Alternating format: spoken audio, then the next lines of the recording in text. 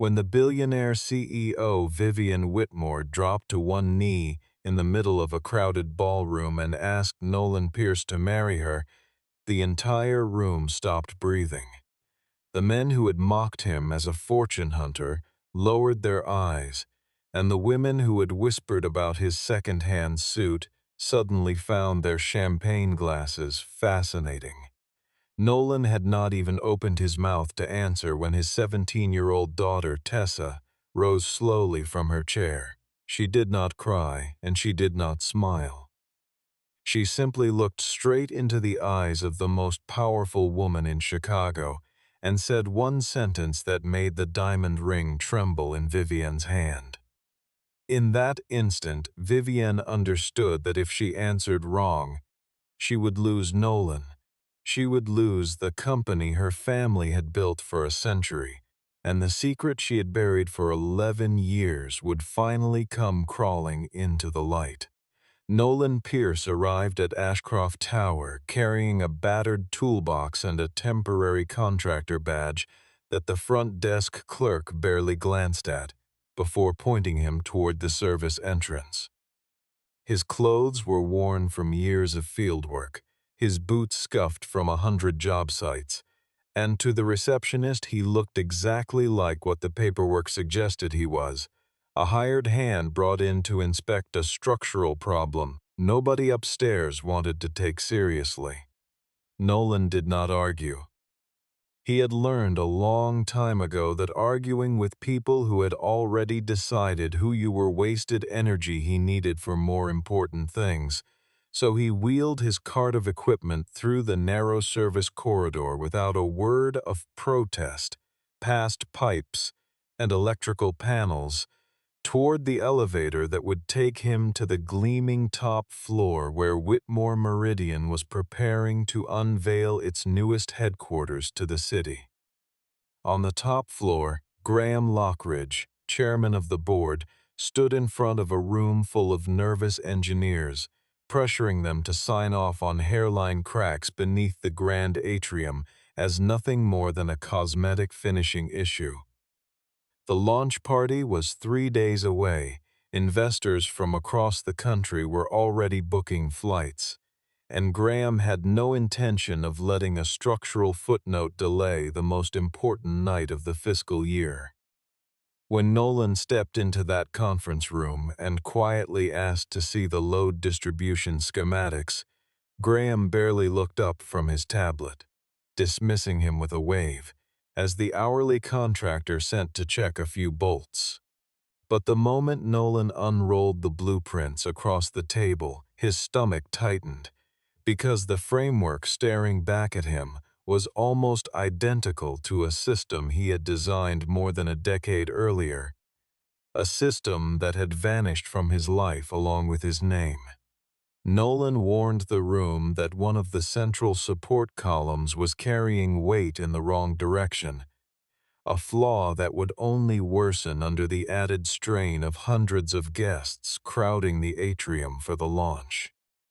Graham laughed, called him the hourly fix-it man in front of the entire engineering staff, and instructed security to escort him out before he could finish his sentence. It was at that exact moment that Vivian Whitmore walked through the double doors, dressed in tailored charcoal and carrying the unmistakable posture of someone who had never once had to ask twice for attention. She did not look at Nolan's worn jacket or his scuffed boots. She looked at the chalk line he had drawn across the marble floor, tracing the exact path he believed the structure would fail along, and something in the precision of that line made her hold up a hand before security could touch him. Vivian gave Nolan exactly 10 minutes to prove what he was claiming, and he used every second of it. He shut down one auxiliary pressure system feeding the support grid, and a low groan rolled up through the floor beneath their feet, followed by a cascade of warning lights flashing red across every monitor in the room. The chief engineer went pale. Graham's jaw tightened. Without hesitation, Vivian canceled the launch event entirely, absorbing a financial loss that would run into the millions, and in doing so, she humiliated Graham in front of the very board members he had spent years cultivating. Nolan, for his part, barely registered the victory. He was staring at the company's logo stamped across the corner of the blueprint, and beneath it, a system name that was not the one he had given his invention 11 years earlier. Someone had erased him from his own creation, and he intended to find out exactly who. Word of the canceled launch spread through the building within the hour, and by mid-afternoon the financial press had already begun speculating about what had gone wrong inside one of the city's most anticipated developments. Reporters gathered outside the lobby asking for statements, while inside, board members quietly debated how much damage control the company could afford before shareholders began asking harder questions.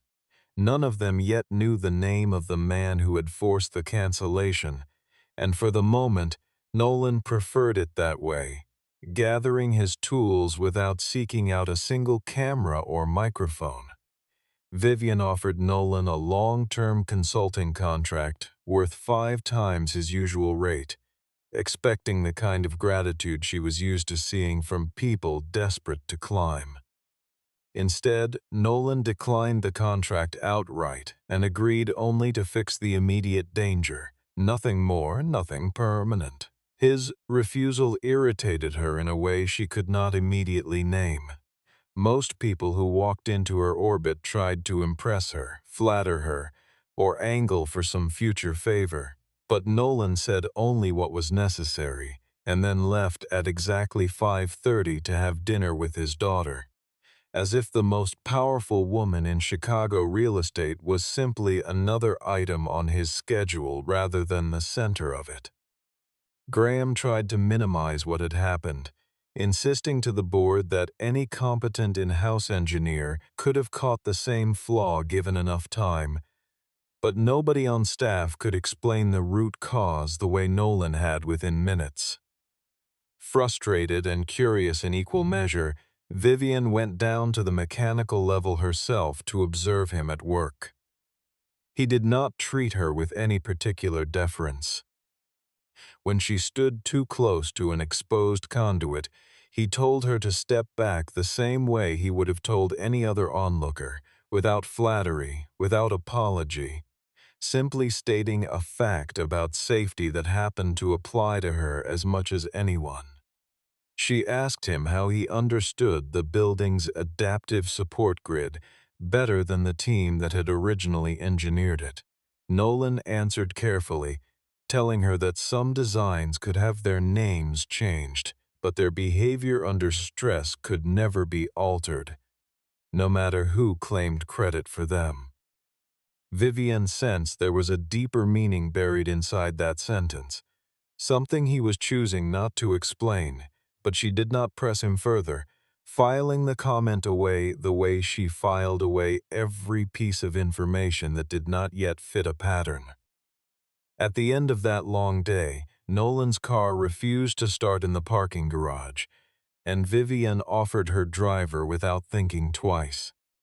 Nolan reluctantly accepted, but asked the car to stop a block before his actual address, not wanting a luxury sedan idling in front of his modest house to draw the attention of neighbors who already had plenty to gossip about.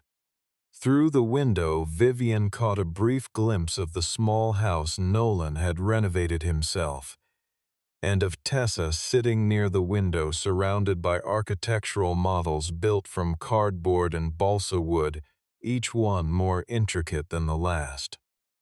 Tessa appeared only briefly that evening, thanking Vivian politely for bringing her father home, but showing none of the awe most people displayed around expensive cars and famous last names. Before stepping out, Nolan told Vivian plainly that she could rent his time, but she could never purchase his silence if he discovered the building was hiding a danger from the people who used it. For the first time in longer than she could remember, Vivian had met someone who seemed to want absolutely nothing from her, and the sensation unsettled her far more than any boardroom threat ever had. That same night, she quietly instructed her chief counsel, Mara Keene, to pull every archived file connected to the adaptive support grid system, unsure of what she was looking for, but certain something did not add up. A few days later, once the immediate danger at Ashcroft Tower had been contained, Vivian invited Nolan to a small executive dinner with the board to discuss long-term repair plans. Nolan understood it as a work obligation and accepted on those terms alone, but Graham deliberately transformed the gathering into a glittering display of old money, ensuring Nolan arrived as the only person in the room not wearing a custom-tailored suit. Beatrice Whitmore, Vivian's aunt and keeper of the family trust, asked Nolan with a thin smile whether he had learned proper table manners while repairing other people's houses, and a ripple of laughter moved around the table.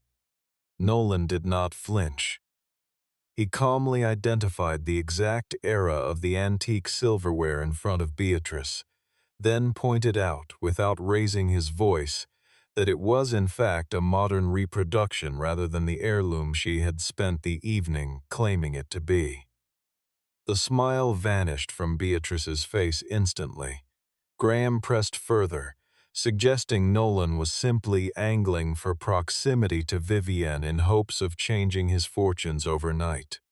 Nolan replied that he had already turned down a contract worth more than Graham paid his entire engineering department in a year, a fact that quieted the table for a long, uncomfortable moment.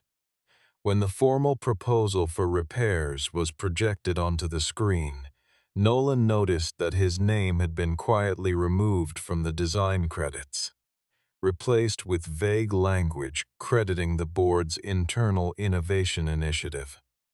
Vivian stopped the presentation immediately.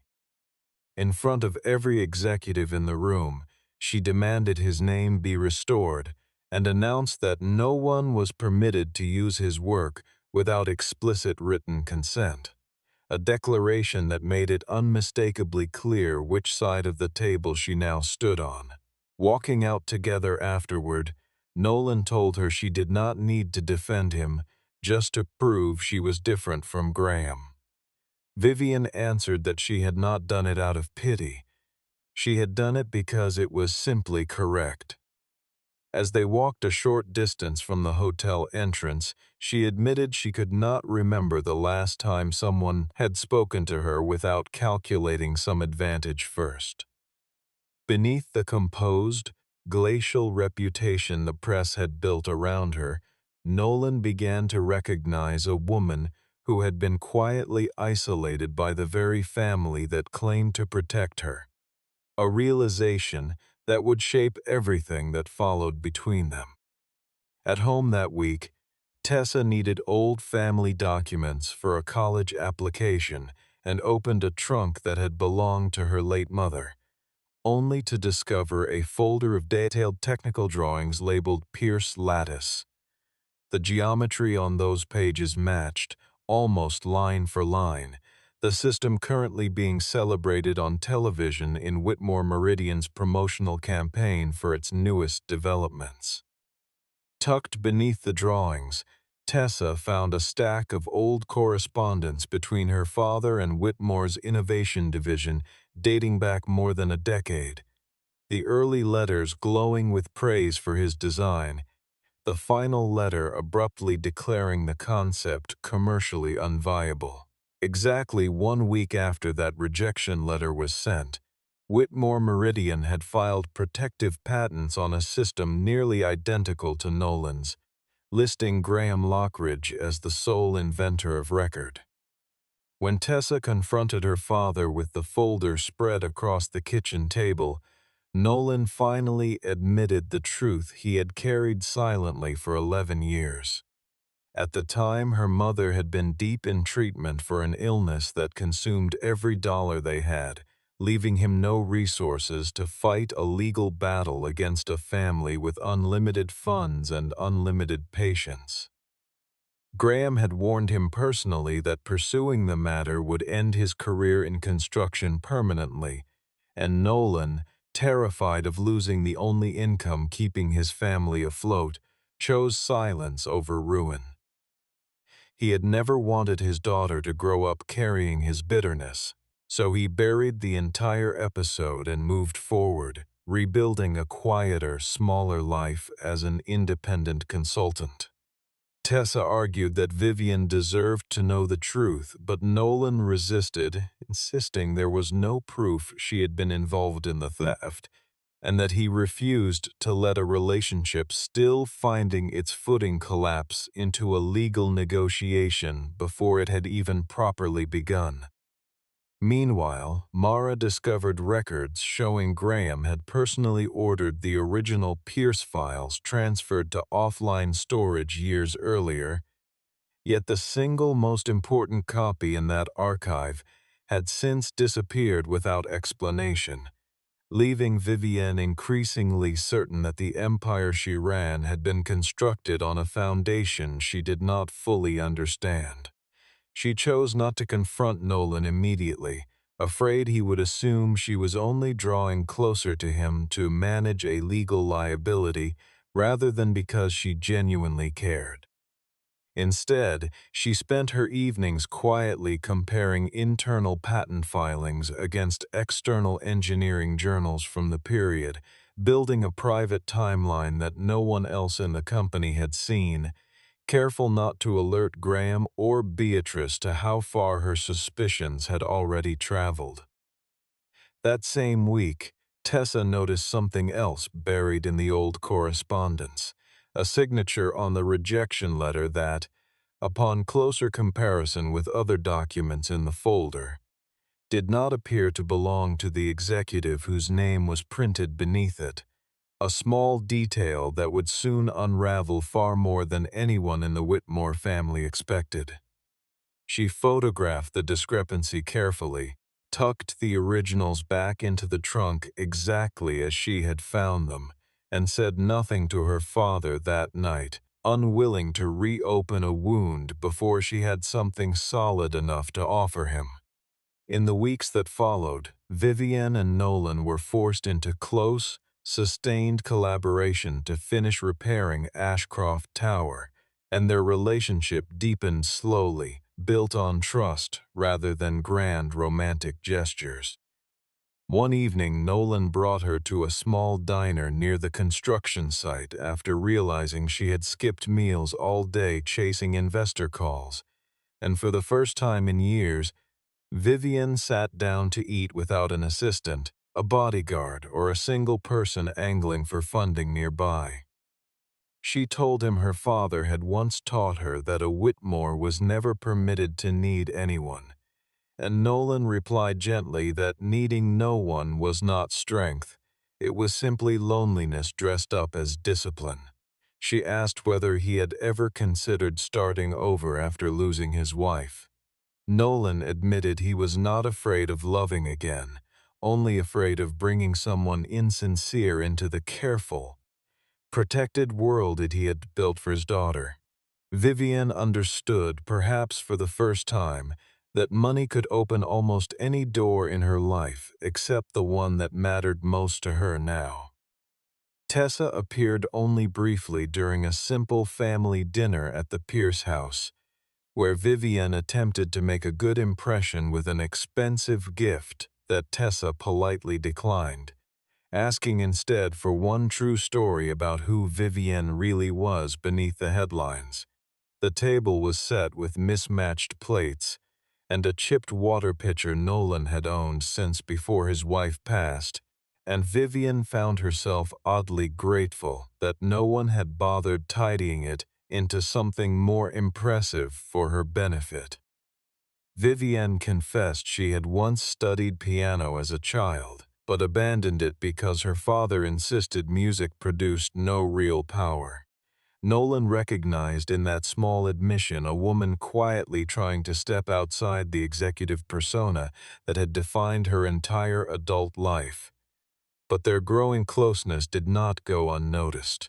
Photographs of Vivienne leaving Nolan's house were captured by waiting cameras and splashed across gossip columns within days, painting Nolan as a handyman who had cleverly used a repair contract to worm his way into a billionaire's private life. The headlines branded him Cinderella Dad, a fortune hunter, and the man from the service entrance, language designed to humiliate rather than inform. A longtime client quietly canceled a contract with Nolan, afraid of being associated with the scandal, and within days 2 more inquiries he had been counting on simply went silent. No explanation offered, no calls returned. Tessa watched her father absorb each cancellation without complaint, though she noticed he had started checking the mailbox earlier each morning, as if bracing for one more piece of bad news before breakfast. Vivienne wanted to deploy her legal team to silence every offending article, but Nolan stopped her, explaining that if she used her power to erase every insult on his behalf, the public would only become more convinced he survived on her influence rather than his own merit. It was a tension neither of them had anticipated. Vivienne wanting to shield him with money, Nolan needing her instead to shield him with truth, a distinction that would soon be tested far more severely than either of them realized when Graham presented Vivienne with an ultimatum.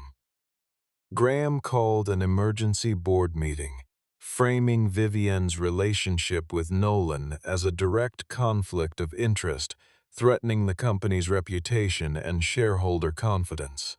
He had spent the previous 2 days quietly calling individual board members, framing the matter not as a question of ethics but of optics, warning each one privately that a scandal involving the CEO and a contractor could tank investor confidence before the quarter even closed.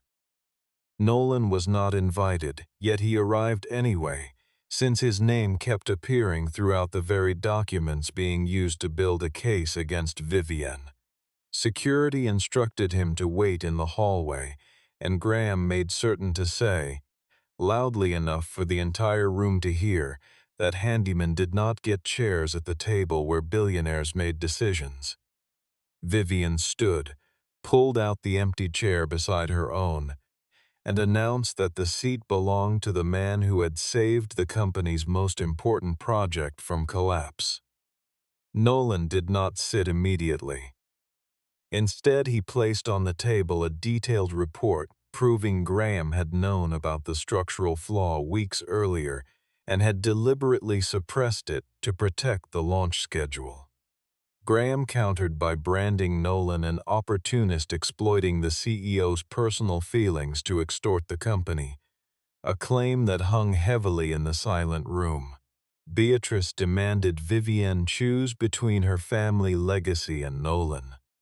Vivienne responded firmly that Nolan had never once requested shares, money, or a position within the company, while the only person in the room actually using a personal relationship to manipulate corporate decisions was sitting directly across from her.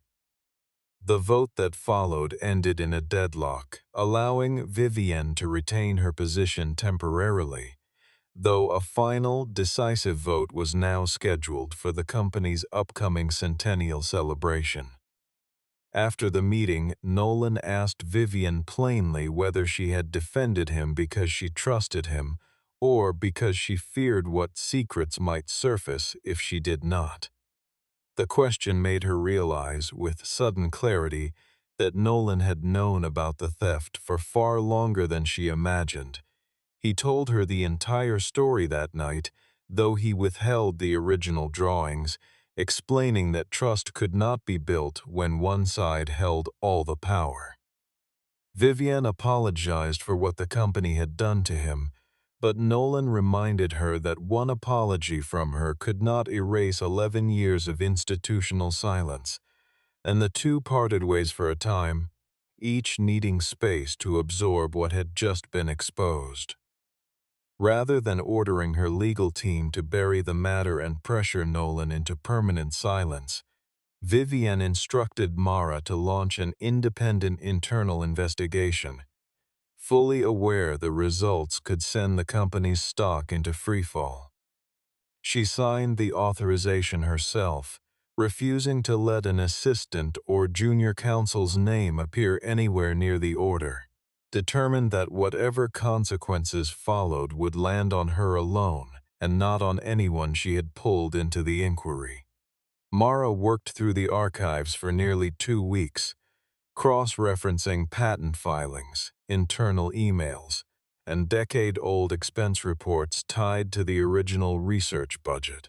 Slowly, a pattern emerged that pointed not to a single rogue decision, but to a deliberate, sustained effort to erase Nolan's name from every record the company controlled. Meanwhile, Mara uncovered something far more alarming buried in internal communications, evidence that Graham had quietly drafted a prenuptial agreement designed to strip Nolan of any future claim to intellectual property rights the moment he and Vivienne married, a document built not to protect love, but to permanently silence it. Once Graham understood that Vivienne's feelings for Nolan were genuine rather than fleeting, he changed strategy entirely, no longer opposing the relationship but quietly accelerating it instead. A team of lawyers loyal to Graham drafted a prenuptial agreement requiring Nolan to renounce any claims connected to Whitmore Meridian's intellectual property in exchange for access to a substantial trust fund. Graham's true intention was to let the public believe Nolan had married for money, ensuring that even if the theft were eventually exposed, no one would trust the man who exposed it. Vivienne knew nothing of the final details behind this plan. She only noticed with growing relief that the board's resistance to her relationship had unexpectedly softened. Beatrice arranged a private meeting with Nolan and told him that if he truly loved Vivienne, the kindest thing he could do was disappear before he destroyed her career entirely. She slid a blank check across the table toward him without a word of explanation needed. Nolan wrote the number $1 across the check and signed it before sliding it back, telling her calmly that this was the exact value he placed on her insult. Furious, Beatrice warned him that men like him would never truly belong in the world the Whitmores had built. Nolan answered that he had no interest in belonging to a world that required tearing other people down simply to feel superior, a response that left Beatrice with nothing left to say. Tessa overheard part of a conversation between Graham and his legal team discussing the prenuptial agreement's hidden terms, and she connected it instantly to her father's stolen drawings. She wanted to expose everything immediately, but Nolan urged patience, insisting they needed irrefutable proof before going public, unwilling to turn his daughter into a target for the press in the process. Vivienne came to find Nolan soon after, arriving without an assistant or a chauffeured car for the first time since they had met, and admitted the upcoming vote could strip her of the company entirely. Nolan told her she alone had to decide whether she wanted to protect the chair she sat in or protect the person she would become once she eventually stood up from it. Vivienne asked quietly whether there was still a future for the two of them. Nolan answered that any future could only begin once every piece of the truth had finally been brought into the open, a response Vivienne mistook, in that uncertain moment, as the first sign that he was preparing to walk away from her for good. That misunderstanding settled over her like a weight she could not put down, and by the time the centennial celebration arrived, she had quietly resolved to take one decisive public action without warning anyone, including herself, of exactly where it would lead. The Whitmore Meridian Centennial was held inside the grand atrium of Ashcroft Tower, the very space Nolan had repaired weeks earlier, now filled with hundreds of investors, journalists, and powerful figures from across the industry. Crystal chandeliers had been polished for the occasion, a string quartet played near the entrance, and 100 years of family photographs lined the walls leading toward the stage, each one a quiet reminder of the legacy Vivian was now expected to defend. Nolan had only intended to deliver his final inspection report and leave quietly, but Graham, sensing an opportunity, pulled him on stage with exaggerated warmth, introducing him as a rags-to-riches story made possible by falling in love with the right woman, reducing every ounce of Nolan's engineering skill to nothing more than romantic luck. The room laughed when Graham joked that Nolan would no longer have to use the service entrance as long as he kept the CEO happy. Nolan said nothing in response. He simply set his visitor badge down on the podium and prepared to walk off the stage entirely. It was then that Vivienne stepped forward, interrupting Graham's speech without hesitation, publicly confirming in front of every camera in the room that Nolan was the engineer who had saved the tower and the most brilliant mind she had ever worked alongside. Then, to the visible shock of the entire room, Vivian lowered herself onto one knee, a small velvet box open in her trembling hand. She told Nolan that he had shown her what a life measured by something other than stock prices could feel like, and she asked him, right there in the same hall where he had once been treated as invisible, to marry her. Graham smiled quietly, certain his plan had finally succeeded. Beatrice exhaled in relief, believing a marriage might finally contain the unfolding crisis before it spiraled further. Nolan was visibly moved, but his attention shifted the instant he noticed Mara pushing urgently through the crowd with a thick folder clutched against her chest. Before he could speak, Tessa rose from her seat near the front of the room. Vivienne turned to her and gently asked whether she could accept becoming part of the Pierce family. Tessa's answer cut through the silence of the entire hall. She said, simply and clearly, that the answer was no, not yet, that Vivienne first needed to tell her father exactly why his name had been erased from every building that had made her a billionaire. The atrium fell into absolute silence. The ring trembled visibly in Vivienne's hand. Graham ordered someone to cut the microphone, but Vivienne raised a hand and stopped them before they could. Tessa stepped forward and placed the original Pierce lattice blueprints onto the nearest table, while Mara confirmed aloud that preliminary findings showed dozens of Whitmore Meridian developments had been constructed using Nolan's uncredited design. Every camera in the room turned instantly toward Graham, and for the first time in his career, he had nowhere left to hide. Vivian slowly rose to her feet, closed the ring box, and instructed every screen in the atrium to display Mara's investigative findings in real time. Graham lunged for the microphone, insisting that Nolan and his daughter were orchestrating an elaborate extortion scheme against the company. Nolan walked onto the stage but deliberately did not stand beside Vivienne. He told the room he had not come to destroy the company, and he was not asking anyone to believe him simply because the CEO happened to love him.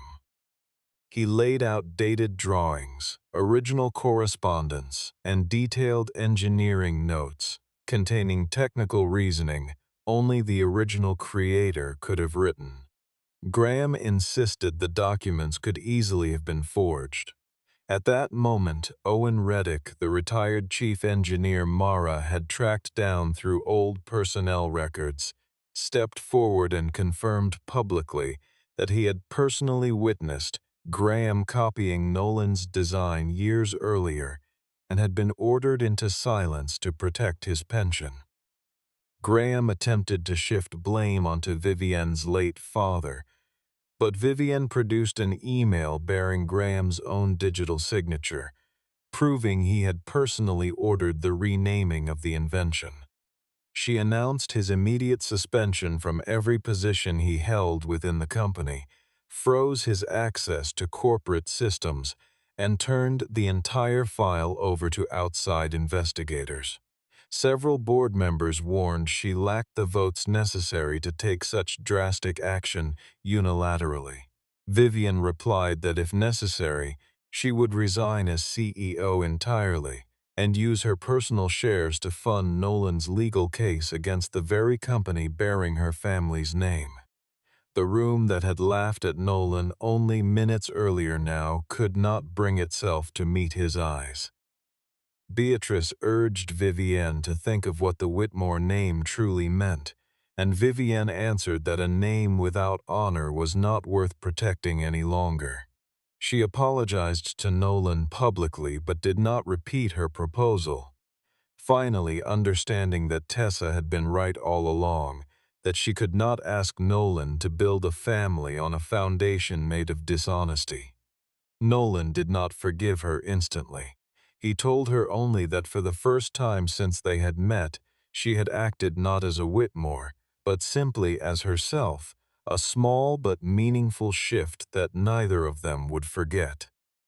By the following morning, financial markets had opened, and shares of Whitmore Meridian were already falling sharply, the first visible sign of consequences that would only deepen in the days ahead.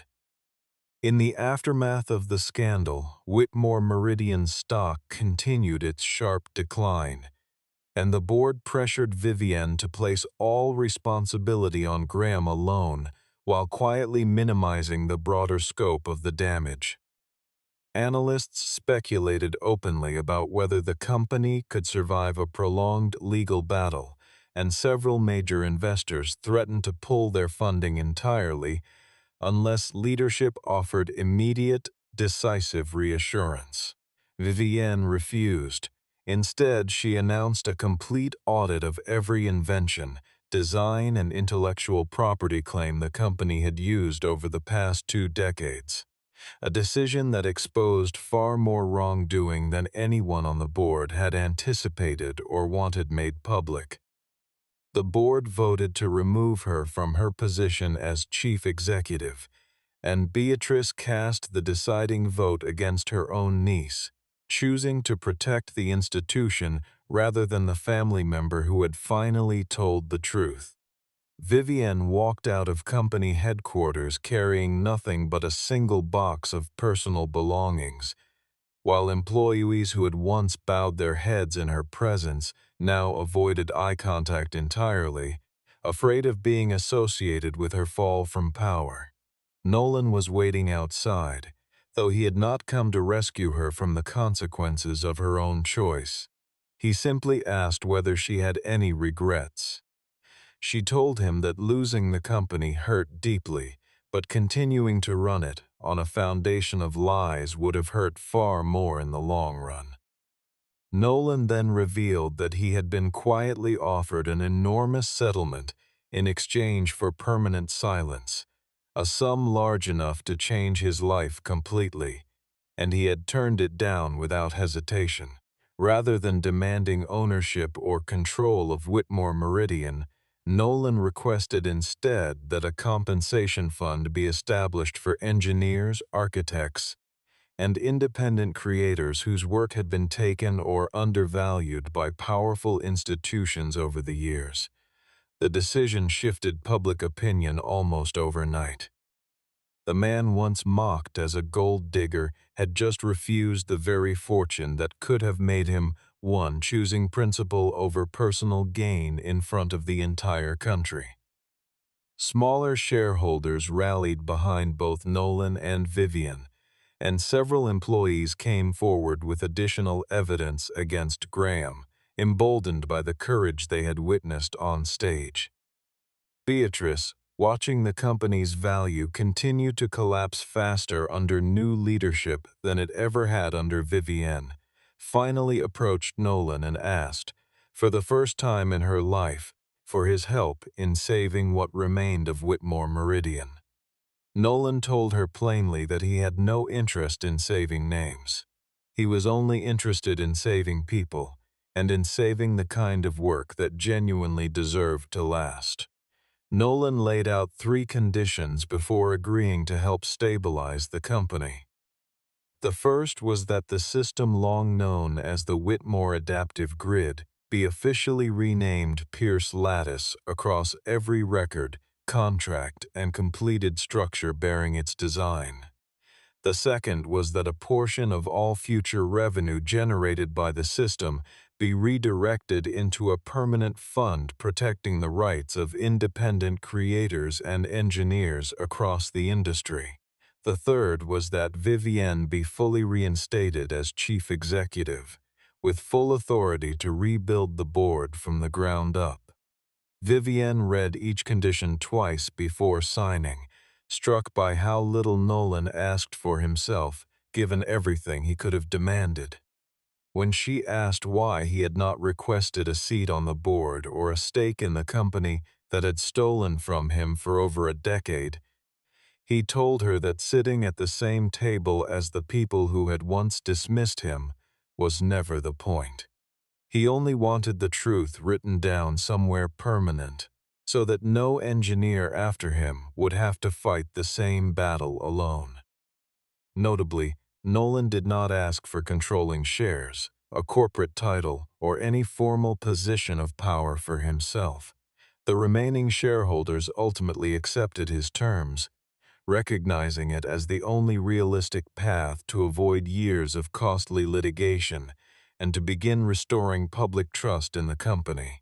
The vote passed with a wider margin than anyone expected, several longtime board members later admitting privately that they had grown tired of defending decisions they no longer believed in. Graham was formally charged with fraud, document falsification, and willful concealment of structural risk, his punishment arriving not through violence, but through the complete loss of the reputation, title, and influence he had once used so freely to belittle anyone he considered beneath him. The trial drew steady media coverage for weeks, and the same outlets that had once mocked Nolan as a fortune hunter now ran lengthy profiles describing him as the engineer who had quietly outlasted an empire built to erase him. Owen Reddick testified twice more during the proceedings, each time adding small details that closed remaining gaps in the timeline, and by the final hearing, even Graham's own defense team had stopped contesting the core facts of the case. Beatrice publicly acknowledged that the Whitmore family had been deeply wrong, and Nolan made no attempt to humiliate her further in return. He asked only that she remember, for the rest of her life, what it had felt like to stand before someone else holding total power over her fate. Beatrice never fully returned to the public role she once held within the company, choosing instead to step back from the board entirely, though she remained, in her own quiet way, a steady presence at family gatherings, careful never again to speak of bloodlines as though they were currency. Vivienne returned to her position as chief executive, but she rebuilt the company's culture from the foundation upward, dismantling the separate executive floor that had long isolated leadership from everyone else, establishing transparent systems for crediting original creators, and making every intellectual property agreement available for public review.